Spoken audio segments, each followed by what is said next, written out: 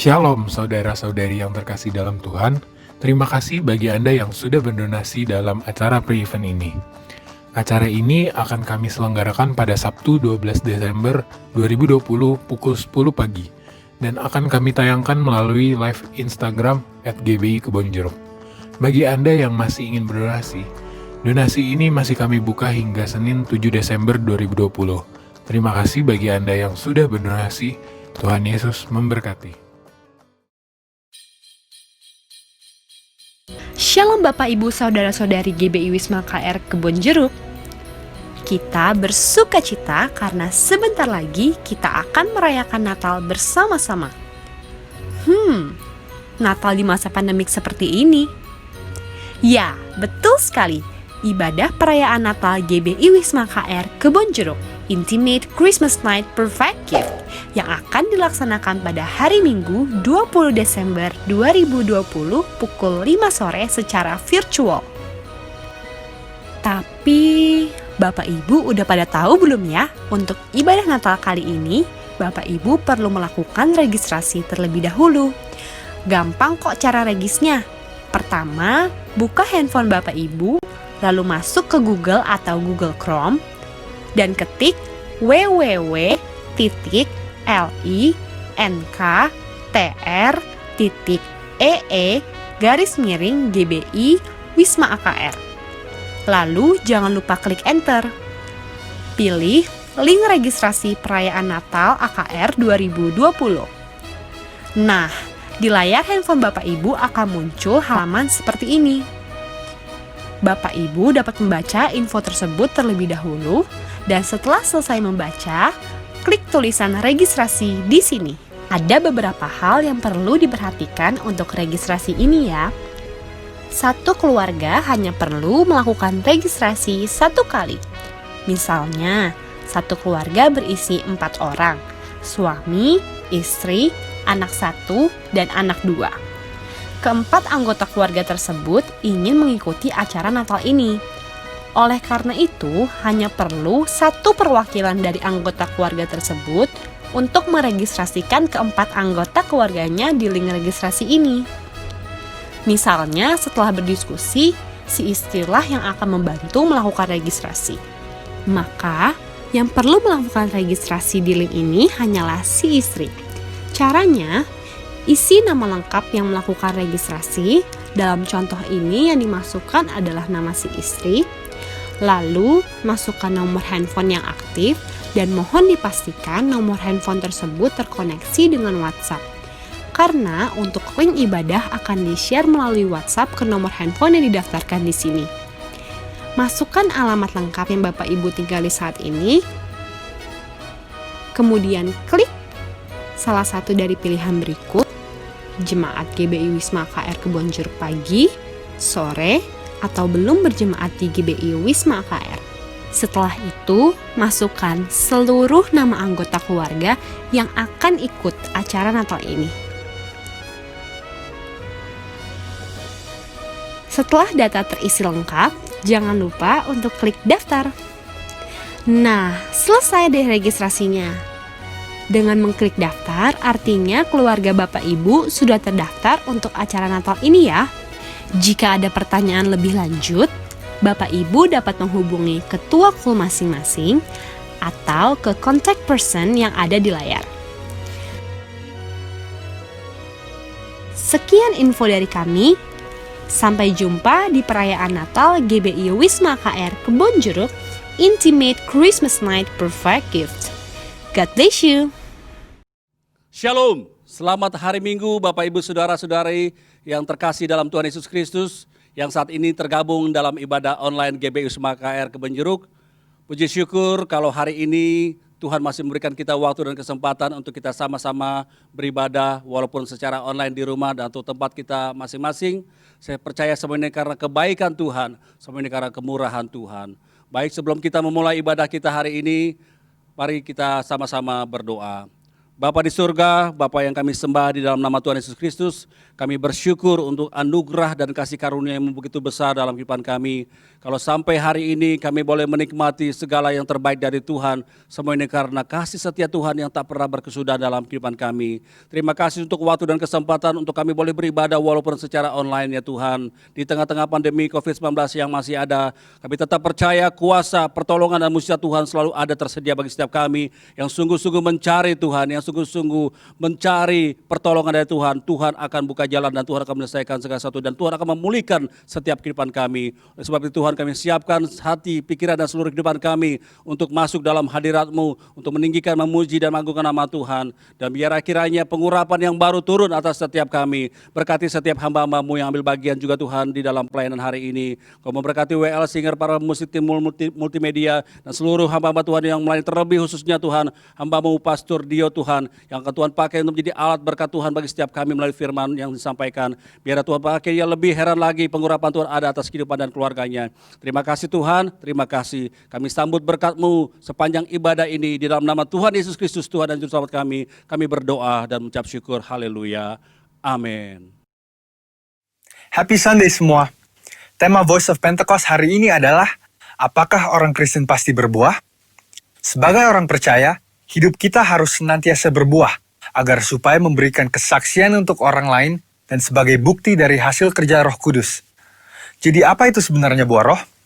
Galatia 5 ayat 22-23 berkata, tetapi buah roh ialah kasih, sukacita, damai sejahtera, kesabaran, kemurahan, kebaikan, kesetiaan, kelemah lembutan, penguasaan diri. Tidak ada hukum yang menentang hal-hal itu. Kalau kita lihat secara biologi, buah adalah sesuatu yang dihasilkan oleh sebuah pohon sebagai bagian dari proses pertumbuhannya. Buah yang dihasilkan oleh sebuah pohon ditujukan untuk menyebarkan benih, dan proses tersebut bisa melalui berbagai macam cara.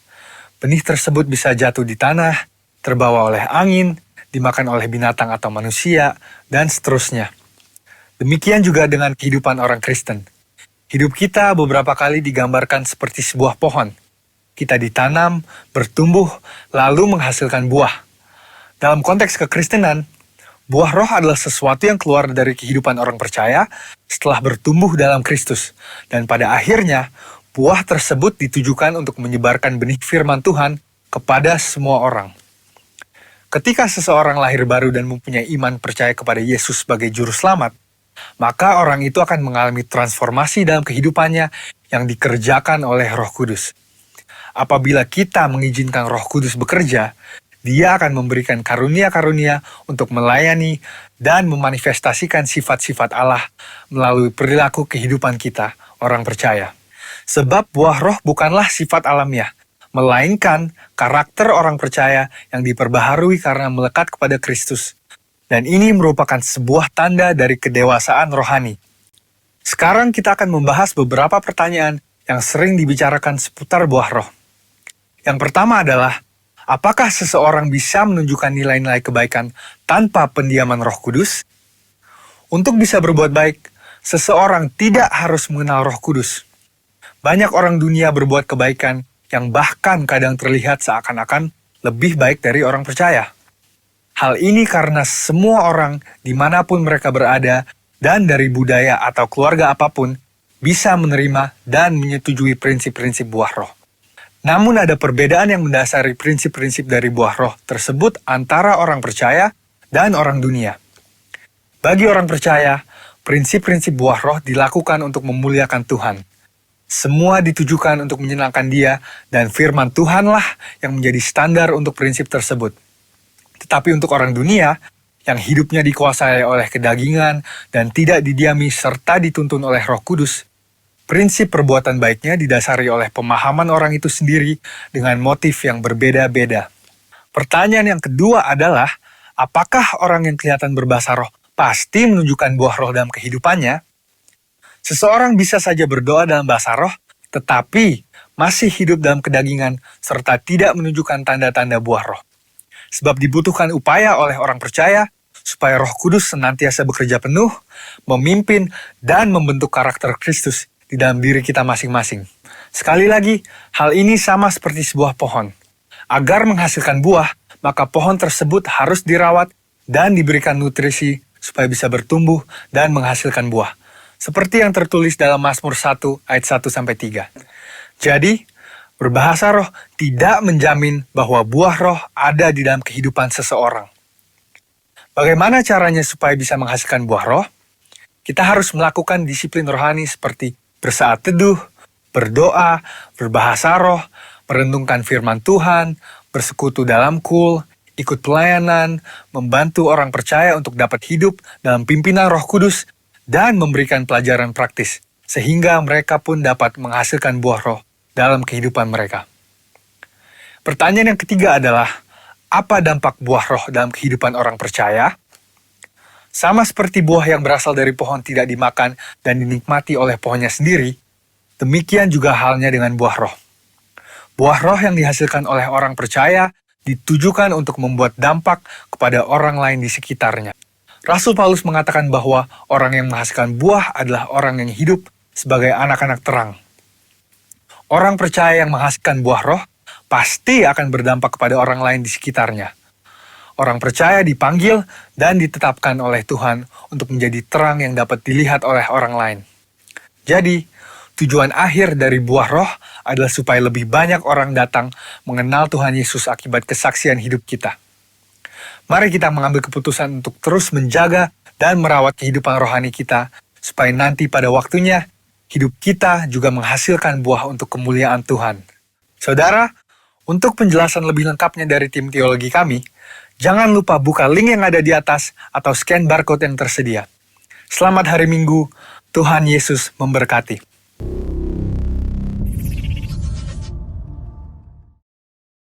Shalom Bapak Ibu yang dikasihi Tuhan. Shalom semuanya yang dapat terhubung dengan link ini. Sekali lagi shalom. Salam damai sejahtera, salam sukacita buat kita semuanya. Haleluya. Tak terasa kita sudah tiba di penghujung tahun, di bulan Desember. Sebentar lagi kita akan merayakan kelahiran Juru Selamat kita, Tuhan Yesus Kristus. Mari kita sama-sama memuji Tuhan lebih lagi, karena di bulan ini kita percaya sukacita yang dari Tuhan itu berlimpah-limpah buat kita semua. Amin. Pujilah Tuhan hai jiwaku, dan jangan lupakan segala kebaikannya. Haleluya. Terpujilah namamu Tuhan, kuatan penuh kemuliaan. Satu suara kami nyatakan, kebesaran-Mu tetap selamanya. Terpujilah, terpujilah namamu Tuhan, ajaib dan penuh keagungan. Satu hati kami nyatakan, kerajaan-Mu kekal selamanya.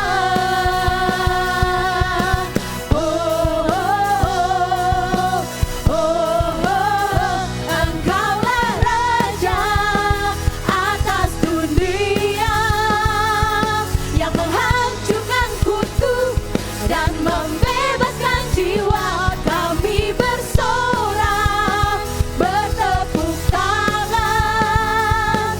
Engkau Tuhan berjaya dan memerintah untuk selamanya.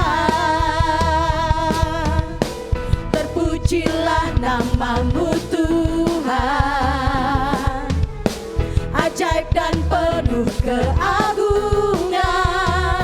Satu hati kami nyatakan, yes, Lord, kerajaan-Mu kekal selamanya.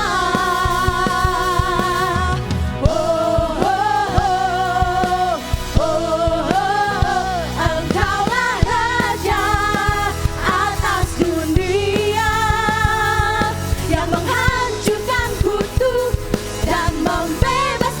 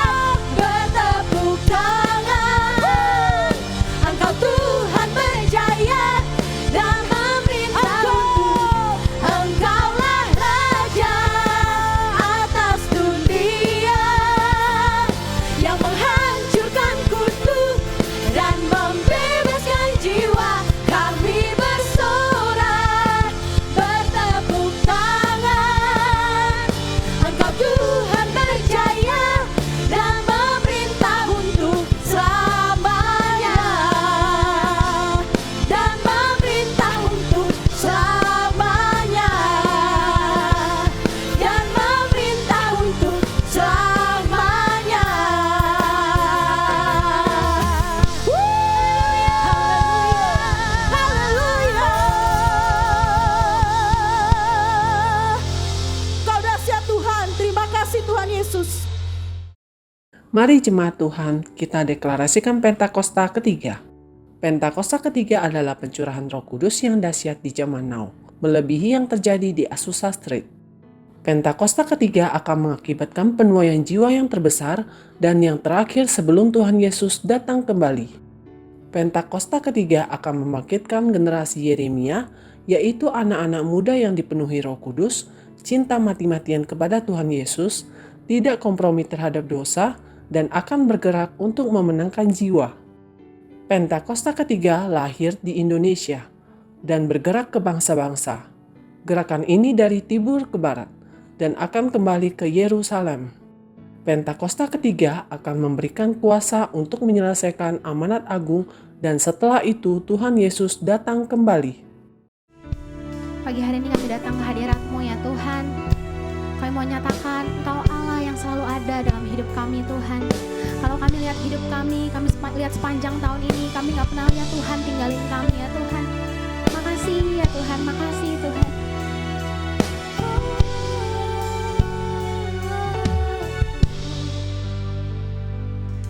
Bapakku datang dan berserah, ku nyatakan Kau yang berkuasa dalam gelap, Kau setia, Kau cahaya hidup.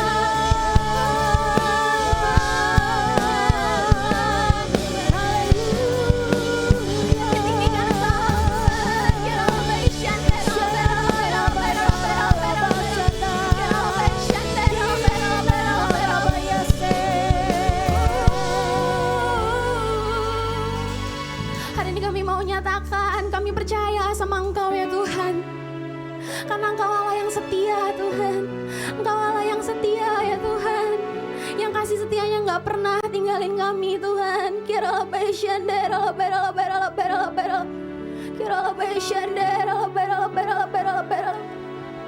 Mari jemaat Tuhan, biar ibadah online hari ini nggak ngebatasin Engkau ketemu sama Tuhan. Biar hari ini hadirat Tuhan gak dibatasin cuma karena Engkau ibadah online hari ini. Biar hadirat Tuhan hari ini hadir atas rumah-rumah ya Tuhan.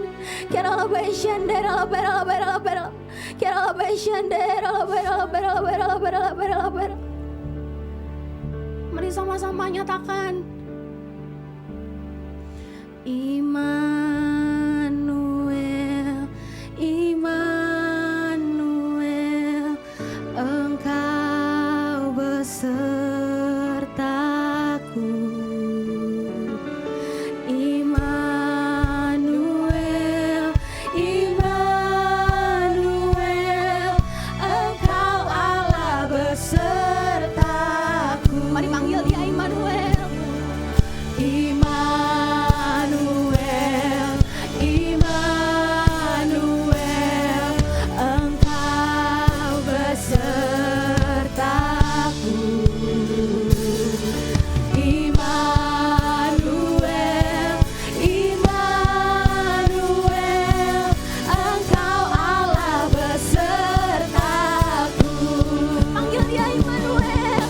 Immanuel, Immanuel, Engkau besertaku. Immanuel, Immanuel, Immanuel, Engkau Allah besertaku. Mari sama-sama angkat tanganmu, nyatakan. Kau kuatkan aku bertahan, Kau harapan dalam kesesakan, Kau buktikan kesetiaanmu Tuhan, Engkau Allah Immanuel. Terakhir kali nyatakan, Kau kuatkan, amin, aku bertahan, Engkau harapan kami Tuhan, harapan dalam kesesakan, Kau buktikan kesetiaanmu Tuhan, Engkau Allah Immanuel, Engkau Allah Immanuel, Engkau Allah Immanuel. Mari berikan sorak-sorai bagi Allah kita, sorakan haleluya.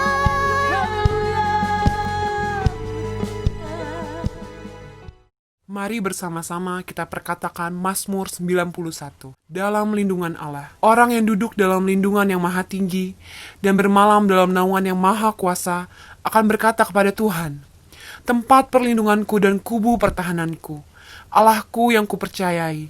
Sungguh, dialah yang akan melepaskan engkau dari jerat penangkap burung, dari penyakit sampar yang busuk.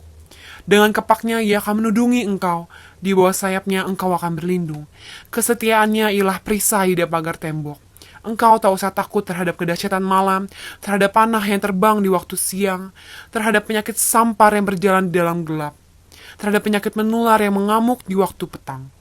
Walau 1.000 orang rebah di sisimu, dan 10.000 di sebelah kananmu, tetapi itu tidak akan menimpamu. Engkau hanya menontonnya dengan matamu sendiri dan melihat pembalasan terhadap orang-orang fasik.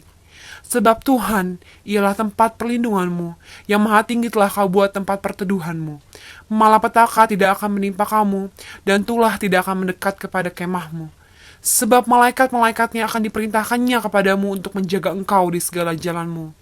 Mereka akan menatang engkau di atas tangannya, supaya kakimu jangan terantuk kepada batu. Singa dan ular tedung akan kau langkahi, engkau akan menginjak anak singa dan ular naga. Sungguh, hatinya melekat kepadaku, maka aku akan meluputkannya, aku akan membentenginya sebab ia mengenal namaku. Bila ia berseru kepadaku, aku akan menjawab, aku akan menyertai dia dalam kesesakan, aku akan meluputkannya dan memuliakannya. Dengan panjang umur akan kukenyangkan dia, dan akan kuperlihatkan kepadanya keselamatan daripadaku. Shalom, jemaat yang dikasihi Tuhan. GBI Rayon 1H dimanapun saudara berada, kita kembali bisa beribadah online bersama. Mari Bapak Ibu sebelum masuk dalam firman, saya ajak kita semua berdoa. Bapa, kami mengucap syukur untuk kesempatan kami beribadah pada hari ini. Terima kasih buat kebaikan dan penyertaan Tuhan. Sebelum kami memasuki firman, kami datang ke hadirat Tuhan, meminta hikmat daripada Tuhan, tuntunan daripada Roh Kudus, pengurapan-Mu untuk hamba-Mu dan untuk kami semua yang mendengar. Agar ketika kami membuka firman, Roh Kudus berbicara. Dan hati kami terbuka untuk firman, rema yang Tuhan siapkan bagi kami hari ini. Terima kasih Bapa, hamba berdoa untuk ibadah, internet, signal berjalan dengan baik dari awal sampai akhir. Terima kasih. Dalam nama Yesus kami berdoa. Sama-sama kita katakan, amin. GBI Rayon 1H yang dikasihi Tuhan, pada kesempatan kali ini saya ingin berbicara dari Lukas pasal ke-14 ayat 1 sampai yang ke-14 dengan judul kerendahan hati. Bapak Ibu, kita akan melihat ayat per ayat daripada Lukas pasal ke-14 karena begitu banyak kebenaran yang Tuhan singkapkan di pasal yang ini. Kita akan melihat bahwa prinsip kerajaan Tuhan itu berbeda dengan nilai-nilai yang diajarkan oleh dunia ini. Kalau saudara menyadari, seringkali Yesus mengajarkan hal-hal yang bertolak belakang dengan apa yang dunia ajarkan. Mungkin kita mendengar, ya kan, kalau musuh harus kita benci, ya kan, teman kita kasihi. Tetapi Yesus berkata, kasihilah musuhmu, ya kan, doakanlah musuhmu, saudara. Mungkin kita berkata, saya harus betul-betul memegang hidup saya erat-erat karena ini hidup saya, kebahagiaan saya, ini kesuksesan saya. Tapi Tuhan berkata, barang siapa yang kehilangan hidupnya untuk aku, dia akan mendapatkannya. Kan aneh saudara, bagaimana cara kita bisa mendapatkan hidup dengan cara menghilangkan atau melepaskan hidup ini. Tapi itulah konsep kerajaan Tuhan saudara. Nah, pada pasal ke-14 kita akan belajar ada juga prinsip yang Tuhan ajarkan yang perlu kita pahami. Saya kasih poinnya dulu saudara ya, kita lompat sebentar. Poinnya ada di ayat yang ke-14, mari saya bacakan. Maaf, ayat yang ke-11. Ayat yang ke-11 berkata begini, sebab barang siapa meninggikan diri, ia akan direndahkan. Dan barang siapa merendahkan diri, ia akan ditinggikan. Nah saudara, itu adalah poin atau fokus utama kita hari ini. Nah mari Bapak Ibu kita lihat konteksnya. Ya, dari mana Yesus mengatakan hal ini? Lukas pasal 14 ayat yang pertama. Pada satu hari Sabat, Yesus datang ke rumah salah seorang pemimpin dari orang-orang Farisi untuk makan di situ. Semua yang hadir mengamat-ngamati dia dengan seksama. Kalau saudara perhatikan dalam kitab Lukas, Yesus sering kali diundang makan ya untuk dari orang-orang Farisi. Saudara, kalau kita perhatikan ayat 1, ini luar biasa sekali. Kenapa? Karena kalau saudara mundur satu pasal, dalam Lukas pasal yang ke-13 ayat yang ke-31, ya, Lukas pasal 13 ayat 31, pada waktu itu datanglah beberapa orang Farisi. Ya kan, mereka menjadi suruhan daripada Raja Herodes dan berkata begini, Yesus, pergilah, tinggalkanlah tempat ini, karena Herodes hendak membunuh engkau. Saudara, menurut saya orang Farisi ini bukannya dia kasih tahu Yesus karena mereka baik sama Tuhan Yesus, enggak. Jelas-jelas Yesus beberapa kali mengecam dan mengatakan kata-kata yang keras kepada orang Farisi. Dan orang-orang Farisi berusaha untuk menjatuhkan Yesus. Jadi orang Farisi ketika mereka mengatakan kepada Yesus untuk pergi tinggalkan, itu juga ada kepentingan dan agenda mereka sendiri. Mereka tidak mau Yesus terkenal, tidak mau Yesus mendapatkan banyak murid, tidak mau kesannya jadi Yesus lebih populer dibanding mereka. Jadi orang Farisi sepakat dengan Raja Herodes, sudahlah Yesus suruh pergi aja, tinggalkanlah tempat ini. Tapi apa kata Yesus? Dia tidak mau keluar, dia bergeming, dia stay di Yerusalem, bahkan dia berkata, aku akan terus membuat mujizat. Saudara, ya kan, kalau saudara baca ayat-ayat seterusnya. Nah, perhatikan konteksnya. Ini orang-orang Farisi yang membenci Yesus, tetapi mereka masih mengundang Yesus makan. Dan lebih hebatnya lagi, yang saya kagum adalah Yesus menerima undangan makan daripada orang Farisi tersebut. Saudara, Lukas pasal yang ke-11, kalau tidak salah, ya Lukas pasal yang ke-11 mencatat bahwa mereka pun mengundang Yesus makan. Mungkin beberapa minggu sebelumnya kali. Dan di situ Yesus pun mengecam dengan keras para orang Farisi. Jadi saya juga bingung. Ini orang Farisi dikecam keras oleh Yesus, tetapi mereka masih mau mengajak Yesus makan. Saudara, ini ngajak makannya ini nggak tulus. Kenapa? Karena tercatat baik dalam Lukas pasal 11 ayat 53 sampai 54 maupun Lukas pasal 14 ayat yang pertama dikatakan mereka mengamat-ngamati Yesus dengan seksama. Kenapa memperhatikan Yesus dengan seksama? Karena mereka ingin mencari kesalahan Yesus. Mereka ingin mencari ada nggak nih sikap dan perilaku Yesus yang dapat kita nilai dan dapat kita hakimi, wah kedapatan Yesus salah. Karena itu orang Farisi berusaha melihat perkataan tindak tanduk Yesus. Nah saudara, Yesus nggak peduli. Dia datang, dia menghampiri undangan, mengetahui bahwa orang Farisi mengamat-ngamati dia. Nah di poin ini saudara, saya melihat bahwa kasih Yesus begitu besar. Kasih Yesus tuh inklusif. Dia ingin mengajak semua orang, termasuk mungkin orang yang membenci dia. Dia datang kepada undangan orang-orang yang membenci dia. Kenapa? Karena Yesus juga sebetulnya mengasihi. Yesus ingin agar semua orang itu bertobat. Orang-orang Farisi bertobat. Mengenal bahwa Yesus adalah juru selamat yang mereka nantikan. Nah, saudara, apa yang terjadi pada saat Yesus makan di situ? Kalau saudara baca pada ayat yang kedua, saya bacakan. Tiba-tiba datanglah seorang yang sakit busung air berdiri di hadapan Yesus. Lalu Yesus berkata kepada ahli-ahli Taurat dan orang-orang Farisi itu katanya, diperbolehkankah menyembuhkan orang pada hari Sabat atau tidak? Yesus ketika bertanya ini, Yesus berharap ada respon yang cepat dan tegas daripada orang Farisi. Ya, boleh. Tapi rupanya saudara, ayat 4 mengatakan mereka diam semua. Coba saudara bayangkan sebentar.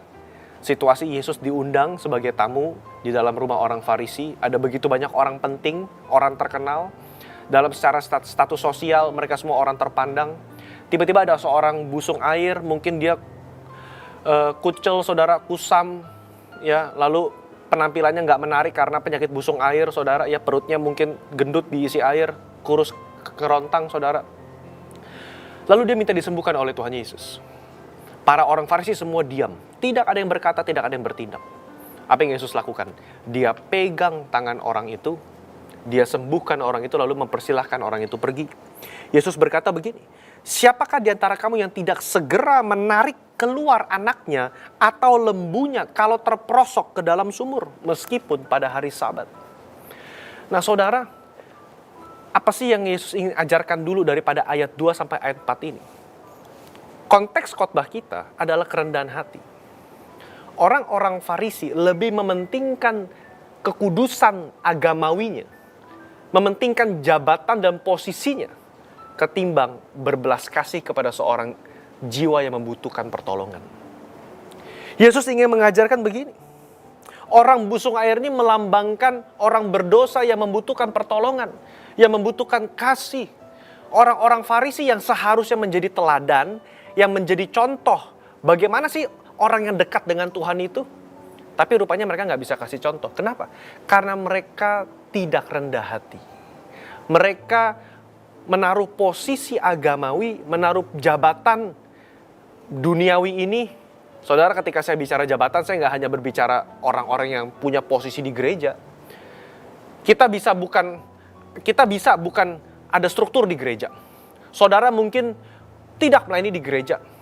Saudara mungkin secara sekuler saudara melayani di perusahaan, punya toko, bisnis, atau apapun, atau saudara karyawan, atau saudara startup, profesional, apapun saudara usaha kita.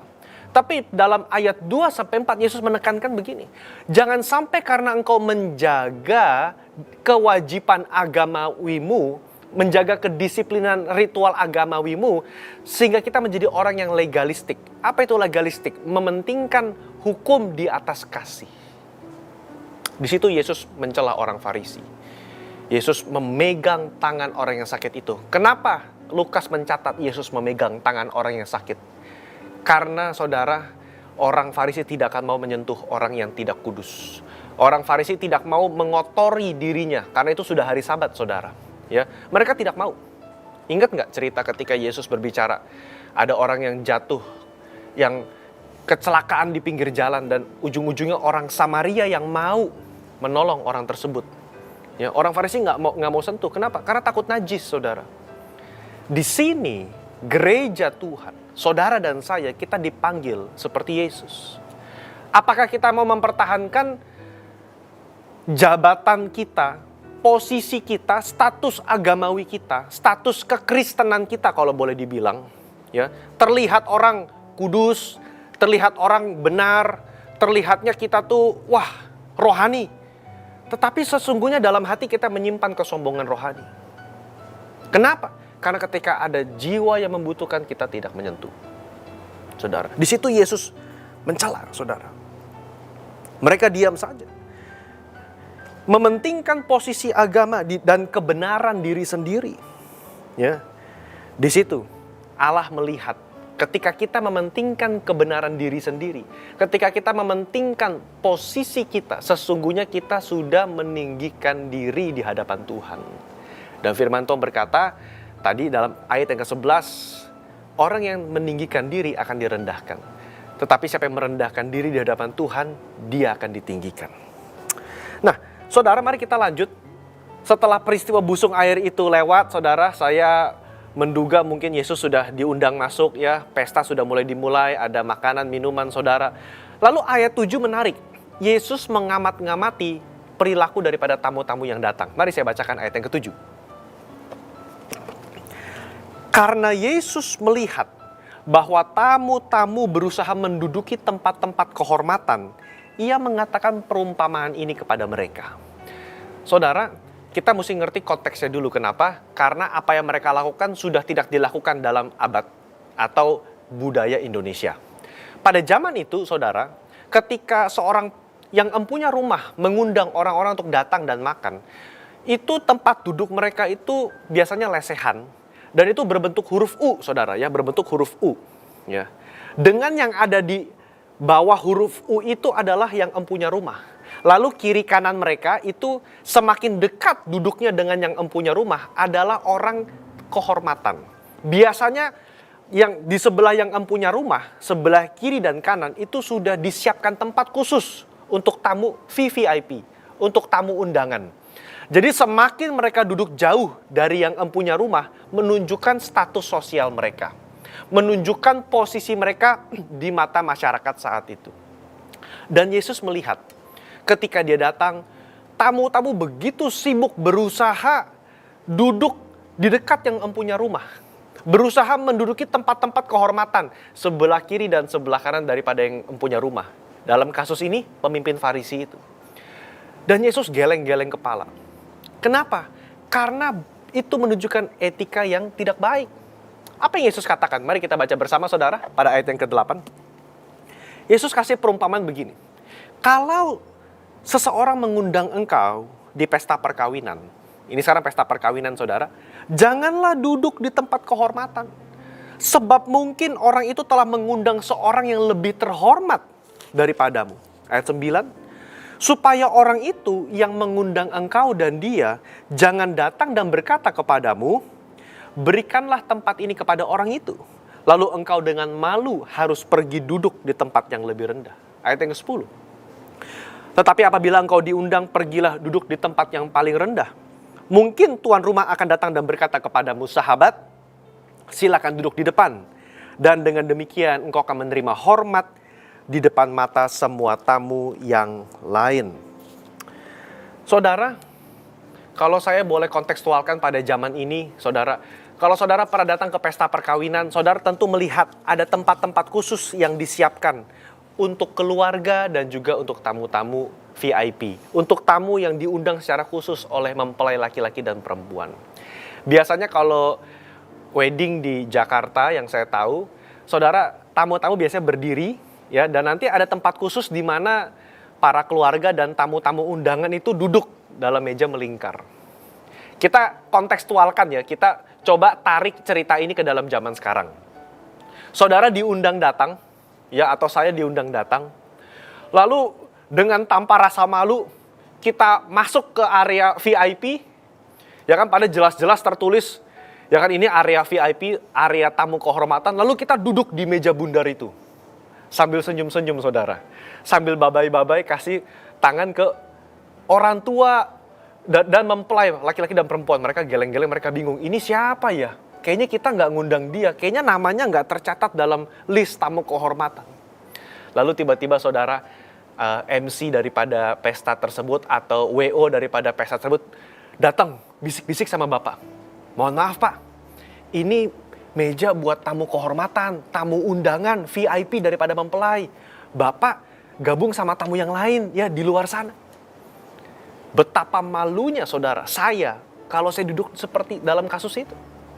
Saya dengan malu berkata, oh saya pikir ini buat saya. Aduh mohon maaf ya, mohon maaf. Lalu saya keluar, ngikutin tamu yang lain. Itu persis apa yang Yesus ingin katakan. Beda kasus kan, kalau tiba-tiba saudara mungkin datang biasa, ya kan saudara ikut ngantri, saudara ya kan.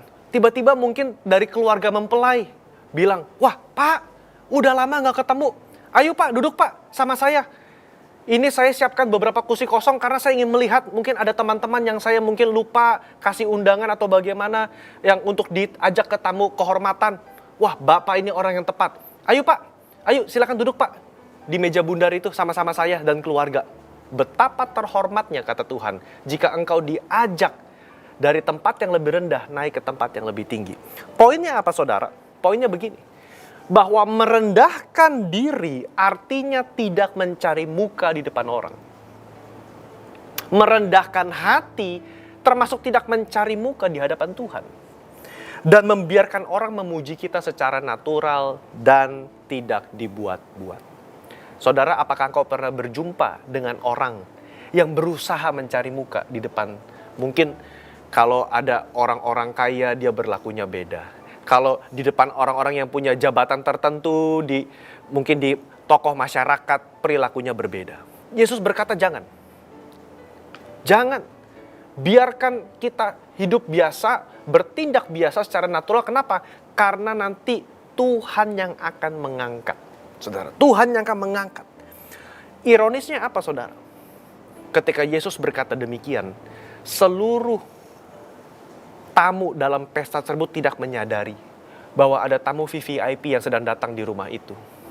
Tadi saya katakan, tempat duduk di sebelah yang empunya rumah, kiri maupun kanan, itu biasanya di-reserve buat orang-orang khusus. Orang Farisi tidak menyadari bahwa di rumah itu ada tamu super VVIP, Yesus Kristus, anak Allah yang menjelma menjadi manusia, turun ke muka bumi. Saudara, di bulan Desember nanti kita akan memperingati hari kelahiran Yesus. Tamu VVIP, juru selamat, ini orang penting. Ketika diundang, jangan sampai kita melupakan ada Yesus yang datang dalam pesta itu, saudara. Dialah tamu VVIP yang berhak mendapatkan tempat kehormatan.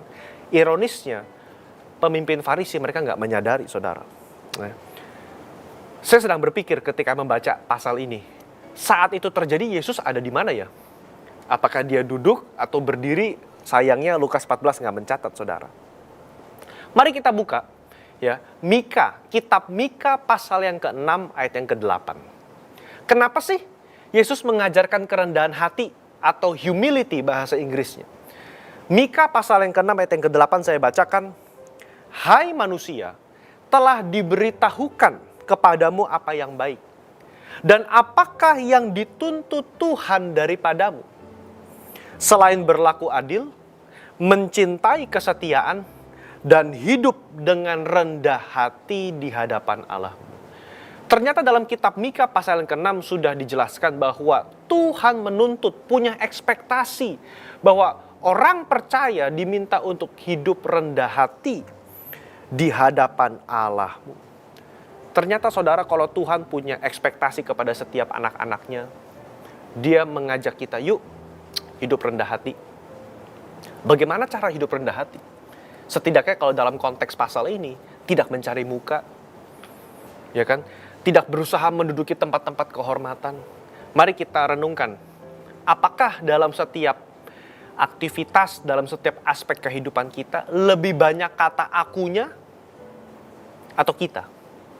Apakah ego dan keakuan kita lebih menonjol dalam mungkin pekerjaan, pelayanan, atau kita lebih mementingkan orang lain dalam kehidupan kita? Saudara, dan Yesus mengajarkan bagaimana ekspresi daripada orang yang rendah hati? Apa contoh nyata daripada orang yang rendah hati? Mari kita bersama dalam ayat 12 sampai ke 14, saudara. Tadi ayat 11 sudah saya bacakan, itu adalah poin khotbah kita, saudara. Tapi ayat 12 sampai 14 Yesus berikan untuk memberikan contoh. Bagaimana sih ekspresi atau tindakan natural daripada orang yang rendah hati? Ayat 12.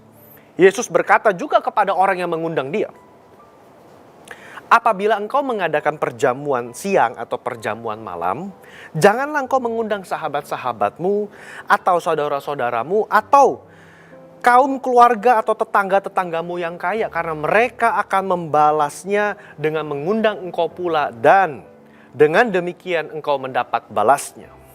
Tetapi apabila engkau mengadakan perjamuan, undanglah orang-orang miskin, orang-orang cacat, orang-orang lumpuh dan orang-orang buta.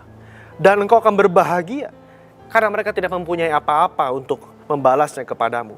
Sebab engkau akan mendapat balasnya pada hari kebangkitan orang-orang benar. Apa yang sedang Yesus ajarkan di sini? Yesus menaruh perhatian kepada kemurahan hati, generosity. Ternyata, saudara, ada hubungan yang kuat antara orang yang rendah hati dengan orang yang murah hati. Sebuah penelitian yang dilakukan oleh Julie Exline dan Peter Hill yang dimuat dalam Journal of Positive Psychology tahun 2012, saudara bisa temukan ini dalam Google, ya.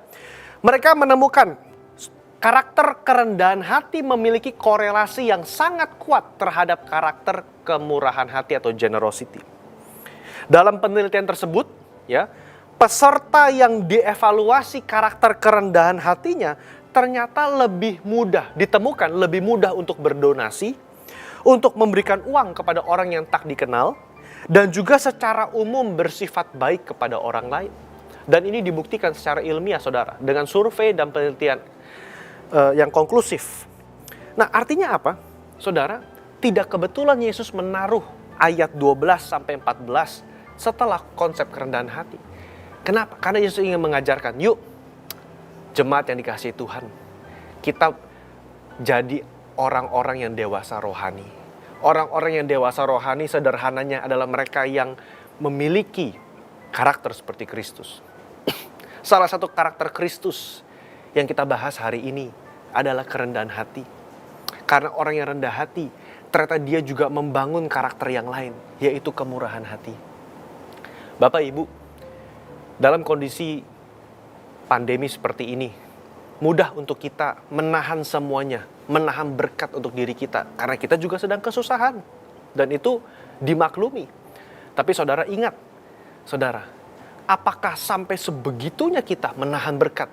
Ketika Tuhan memberikan berkat, di situ ada bagian orang lain yang perlu kita bagikan kepada orang lain. Karena sejatinya saudara, saudara dan saya, kita adalah saluran berkat Tuhan. Ketika saluran itu stop, mampet di kita, saudara, apa yang terjadi? Berkat dari atas nggak bisa turun-turun karena dari kitanya mampet. Tapi ketika saluran itu mengalir, saudara, saluran itu mengalir, berkat Tuhan terus turun. Berbahagialah mereka yang memberi daripada menerima, saudara. Prinsip itu. Dan ternyata ditemukan, kalau saudara, aduh Pak, saya susah Pak murah hati. Kenapa ya Pak saya susah? Dicek dulu karakter kerendahan hatinya ini. Kerendahan hatinya ini. Karena orang yang rendah hati, dia tidak mementingkan dirinya sendiri. Paulus berkata, yuk jangan mementingkan kepentingan dirimu sendiri. Perhatikan kepentingan orang lain di atas kepentingan dirimu. Berarti saya mengerti, oh cara untuk saya belajar rendah hati, yuk belajar. Ada nggak? Ketika saya hadir dalam pekerjaan, di perusahaan, di kantor, dalam bisnis saya, dalam kelompok saya, startup saya, apakah kehadiran saya itu menjadi jawaban bagi orang lain? Apakah kehadiran saya menambahkan nilai lebih dalam sebuah organisasi? Apakah kehadiran saya memberikan added value kepada gereja, pelayanan, bisnis, pekerjaan, dimanapun saya berada? Karena ketika saya berusaha mementingkan kepentingan orang lain, disitulah saya belajar rendah hati. Karena saya menaruh diri saya lebih rendah dibanding orang lain untuk melayani mereka. Saudara, tolong bedakan antara rendah diri, rendah hati, dan minder. Tuhan gak ngajak kita untuk jadi minder. Tuhan mengajak kita untuk menjadi humble, humility. Saudara, kalau saya cek di kamus ya, humility saudara ya. Humility itu artinya begini, ya. Dia melihat dirinya sendiri lebih rendah atau tidak penting, saudara, ya. Tidak menjadi center of the universe. Dia melihat dirinya sendiri ini bagian daripada komunitas, bagian daripada masyarakat, saudara. Orang yang rendah hati itu tidak pusing dengan penghargaan dan pujian yang diberikan orang di dunia ini. Kenapa? Karena dia tahu Tuhan yang akan balas perbuatannya kepada mereka. Paulus berkata dalam 1 Korintus 4 ayat yang kelima, mari saya bacakan saudara. Dalam 1 Korintus pasal yang keempat ayat yang kelima, karena itu janganlah menghakimi sebelum waktunya, yaitu sebelum Tuhan datang. Ia akan menerangi juga apa yang tersembunyi dalam kegelapan, dan ia akan memperlihatkan apa yang direncanakan di dalam hati. Maka tiap-tiap orang akan menerima pujian dari Allah. Paulus mengatakan, kamu gak usah pusing. Hari ini kamu bekerja, kita melayani di gereja, mungkin gak ada yang memperhatikan, gak ada yang kasih pujian. Saudara, kita gak usah gila hormat, kita gak usah gila pujian terhadap orang. Kenapa? Karena Paulus mengatakan, setiap orang akan dinilai oleh Tuhan, oleh Bapa di surga. Bukan hanya tindakan, tapi motivasi akan dilihat, termasuk motivasi kerendahan hati. Dan tiap-tiap orang akan mendapat pujian dari Tuhan. Kapan? Nanti, pada hari kebangkitan orang-orang benar. Saudara, ya, orang yang rendah hati mungkin dalam perbuatan-perbuatan baiknya tidak diketahui banyak orang. Ia tidak mempromosikan diri di tempat-tempat kehormatan. Tapi Yesus menekankan bahwa Bapa di sorga tahu dan dia memberikan hadiah, reward kepada mereka, saudara. Saya nggak tahu rewardnya apa, hanya Tuhan yang tahu. Tapi yang saya percaya, saudara, masa sih Tuhan nggak melihat setiap perbuatan baik yang kita tabur, saudara? Ya, karena Alkitab juga mengajar prinsip tabur tuai, saudara.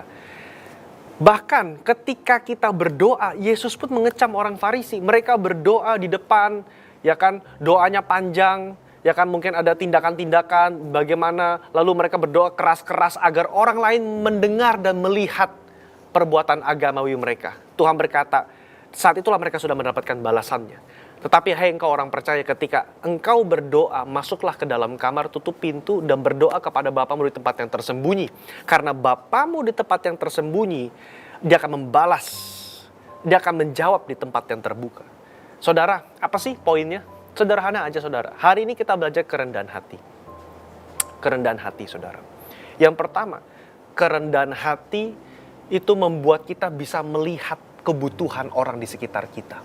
Orang Farisi nggak bisa lihat kebutuhan busuk orang yang sakit busung air. Tapi Yesus melihat. Dia butuh kesembuhan. Kesombongan rohani orang Farisi menahan mereka untuk menawarkan bantuan. Tapi Yesus memegang tangan orang itu, menyembuhkan lalu menyuruh dia pergi. Hari ini kita diajar oleh firman Tuhan. Yuk, sama-sama merendahkan hati. Lihat sekeliling kita, apakah ada kebutuhan yang bisa kita penuhi, saudara? Tentu dengan kapasitas masing-masing. Poin yang kedua, dari ayat yang ke-11 dan daripada perumpamaan Yesus dari ayat 7 sampai ayat yang ke-11. Orang yang rendah hati, dia tidak mencari muka. Orang yang rendah hati tidak mencari di tempat-tempat kehormatan. Dia merendahkan diri. Aplikasinya apa? Bapak Ibu hari ini yang ada di tempat kerja, yang ada di pelayanan, yang ada di gereja, mari kita cek hati kita. Apakah sikap kita berbeda di depan orang-orang yang mungkin punya status sosial tinggi, yang punya mungkin orang kaya, atau tokoh-tokoh masyarakat, public figure? Apakah sikap kita jadi berubah di depan mereka karena kita ingin mencari muka? Atau ketika kita bergaul dengan orang-orang biasa, apakah sikap kita jadi sombong dan jadi berbeda mungkin? Mari kita cek masing-masing, saudara, tanpa menunjuk satu sama lain. Kita minta ampun sama Tuhan, kita bertobat kalau kita ternyata ditemukan sombong. Lalu yang ketiga, orang yang rendah hati adalah mereka yang murah hati.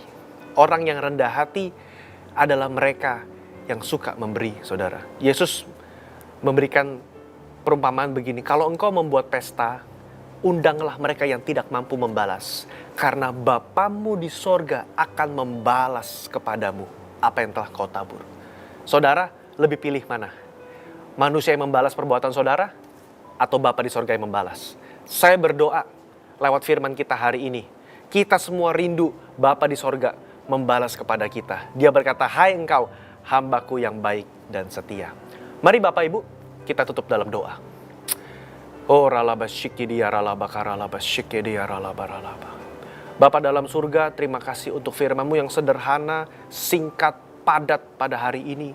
Kami belajar untuk menjadi rendah hati. Karena Engkau telah menunjukkan, Filipi 2 mengatakan Tuhan, bahwa Engkau tidak menganggap kesetaraan dengan Allah. Bahkan Engkau mengosongkan dirimu dan menjelma menjadi seorang manusia. Engkau merendahkan dirimu sampai pada titik di kayu salib. Tuhan, kami butuh banyak belajar daripada Engkau. Roh Kudus, ampuni kami. Ampuni kami kalau kami mungkin sombong. Tanpa sadar kami sombong Tuhan. Ajar kami Tuhan. Karena Engkaulah panutan kami. Engkau merendahkan dirimu sampai mati di kayu salib. Bapak ajar setiap kami Roh Kudus. Terima kasih. Dan Hamba berdoa untuk setiap jemaat-Mu yang mendengarkan firman ini. Biarlah kami juga boleh belajar rendah hati. Dan orang boleh menerima berkat daripada kehidupan kami. Terima kasih Bapa. Dalam nama Yesus kami berdoa dan mengucap syukur. Amin. Tuhan berkati Bapak Ibu sekalian.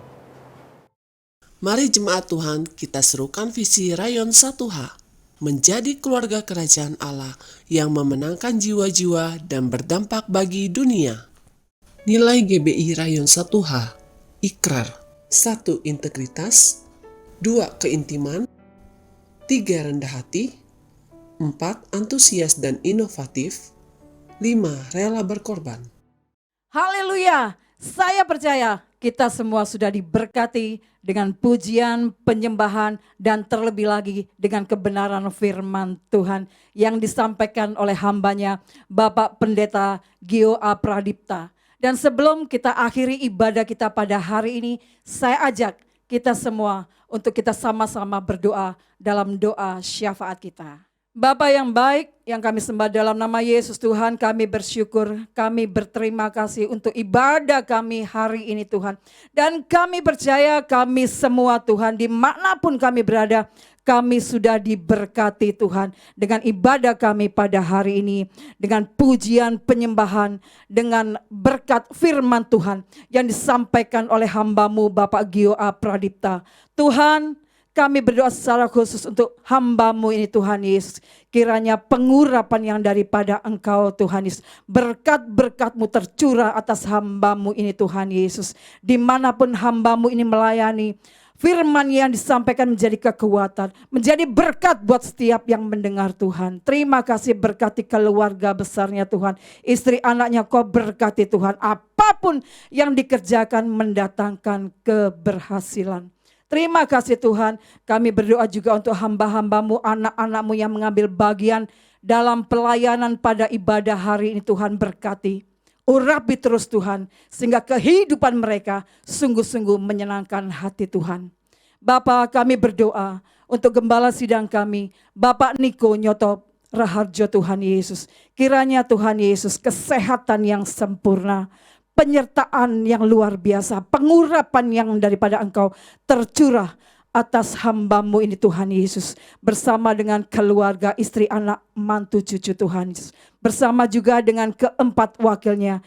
Kiranya Tuhan Engkau terus curahkan berkat-berkat-Mu berlimpah-limpah atas mereka Tuhan Yesus. Kesehatan yang sempurna Tuhan, panjang umur Tuhan. Dan segala hal yang mereka lakukan senantiasa menyenangkan hati Tuhan.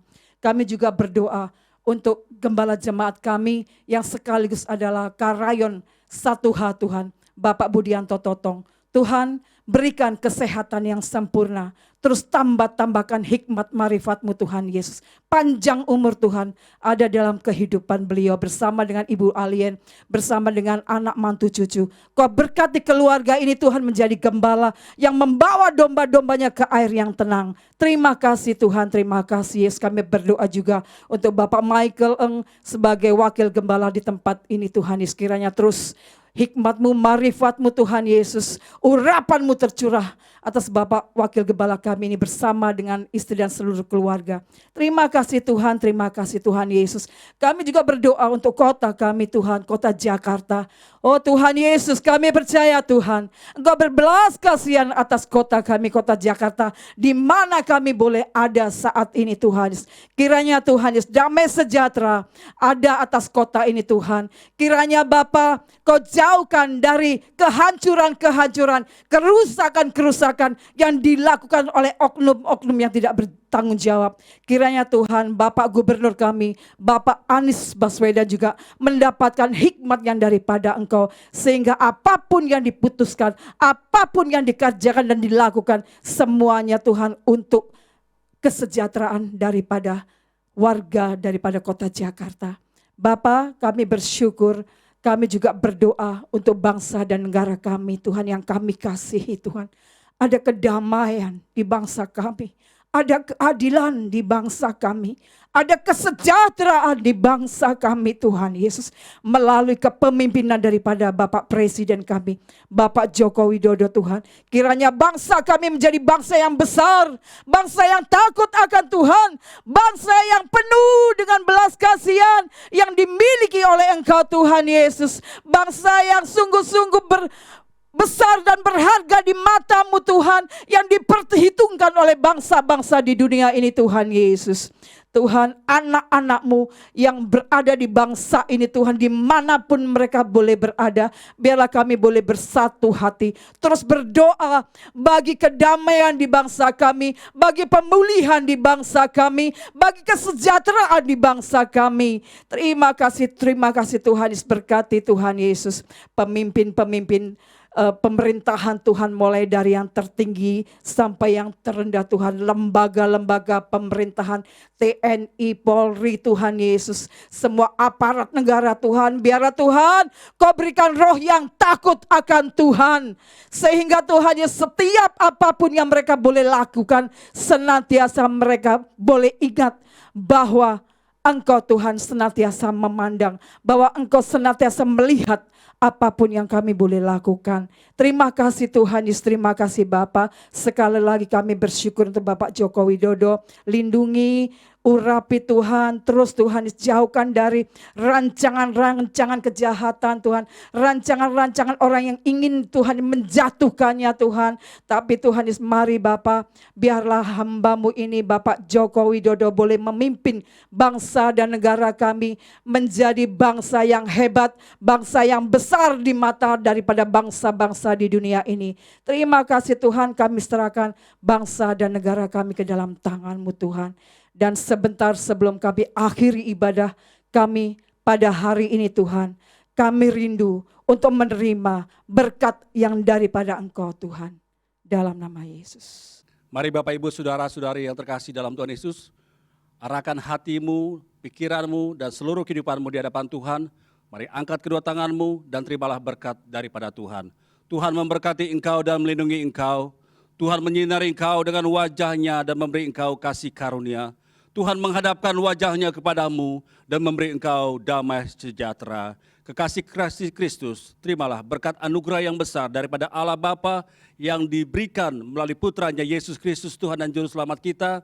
Pimpinan, penyertaan, dan penghiburan daripada Allah Roh Kudus senantiasa menyertai kita hari ini, besok, sampai Maranatha. Tuhan Yesus Kristus datang yang kedua kali. Semua kita yang telah menerima berkat, sama-sama kita katakan, amin.